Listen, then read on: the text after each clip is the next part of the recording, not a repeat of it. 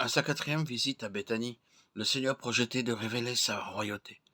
Il fallait que ses amis comprennent ceci, savoir comment ils pourraient jouir des privilèges de cette royauté, et paradoxalement, comment être humble et soumis.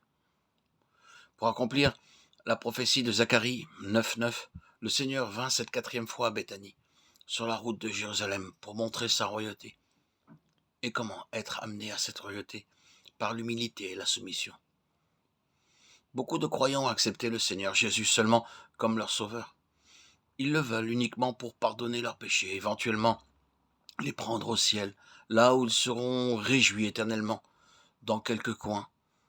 Ils n'ont pas compris que le réel désir du Seigneur Jésus est de faire d'eux des co-ouvriers, des partenaires, et que dans ce but, ils doivent constamment se placer sous sa royauté et sa seigneurie. Dans beaucoup de cas, après bien des années de défaites et d'échecs, ils comprennent enfin et donnent la bonne place dans leur cœur au Seigneur Jésus comme roi céleste.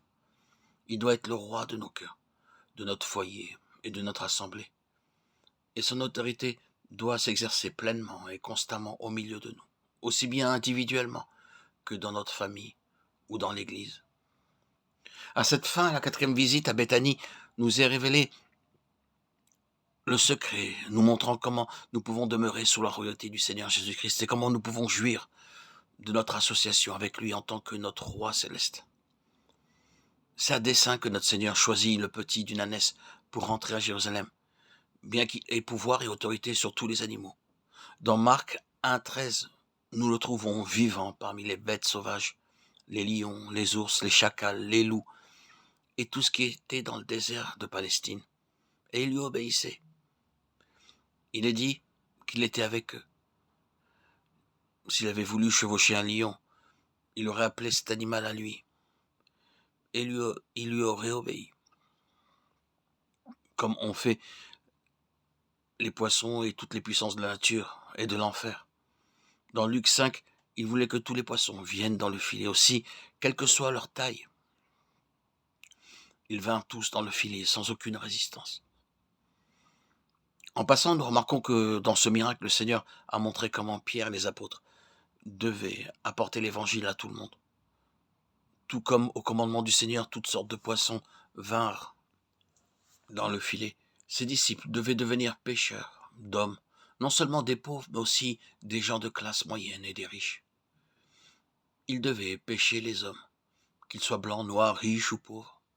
Ainsi, les apôtres furent préparés à prêcher l'évangile d'un bout à l'autre du monde.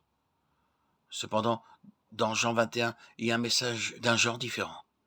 Ici, il leur enseignait comment construire l'Église. Il dit au verset 17, « Paix, mais oui, les apôtres étaient établis pour amener les croyants à la maturité. Non seulement ils devaient être sauvés par leur ministère, mais ils devaient être nourris, amenés à la maturité. » Notre Seigneur a illustré cela dans Jean 21 lorsqu'il commanda au seul grand poisson de venir dans le filet. Il voulait de gros poissons. Les disciples étaient ainsi préparés et enseignés pour amener les croyants à la majorité et à la pleine maturité, jusqu'à ce que nous soyons tous parvenus à l'unité de la foi et de la connaissance du Fils de Dieu, à l'état d'homme fait à la mesure de la stature parfaite de Christ. Éphésiens 4.13. Dans Jean 21, notre Seigneur montre comment les gros poissons vinrent dans le filet sans querelle et sans lutte, mais très calmement, en bon ordre,